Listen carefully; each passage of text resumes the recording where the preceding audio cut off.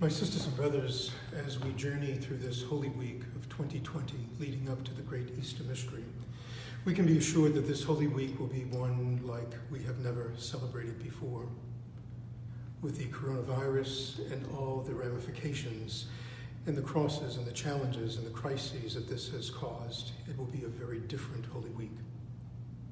But may I suggest there is something that is the same as it has been in the past, and that is we are called to spend quality time in prayer, being with the Lord Jesus, walking with the Lord Jesus, not being a spectator watching his suffering and death and resurrection, but being a part of that story as it unfolds. May I suggest, my sisters and brothers, that we can make this a holy week. Choose one of the gospel accounts. Matthew, Mark, Luke, and John talk about his suffering, death, and resurrection. And whichever one you choose, read it prayerfully, read it slowly, become one of the people in the scene. Perhaps sitting at the Last Supper, you can become one of the apostles, perhaps Peter or Judas or John, who actually talked to him.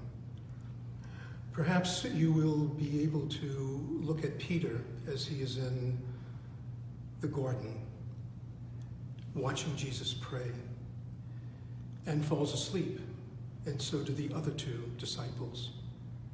Perhaps in that story we can become like Mary standing at the foot of the cross, or like John standing next to her, or Veronica wiping his face as he is bleeding, or the women of Jerusalem as they are crying, and he says, "Cry not for me, but for your children."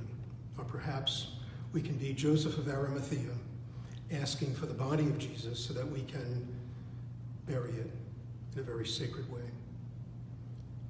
If we do that, my sisters and brothers, we are not spectators to the passion, death, and resurrection of Christ. We become part of the story.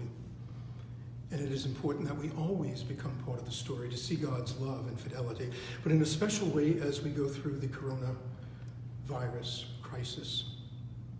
We can unite our sufferings, our questions, our loneliness, our uncertainty about the future. Many, many questions. Jesus had many questions as he walked through Calvary. May we accompany him. Lord Jesus, help us not to simply watch you in your suffering, death, and resurrection this week, but give us the courage and all that we need to walk with you and to learn more about you, but also about ourselves as we walk this passion and death. We ask this in your name for you, O Lord, forever and ever.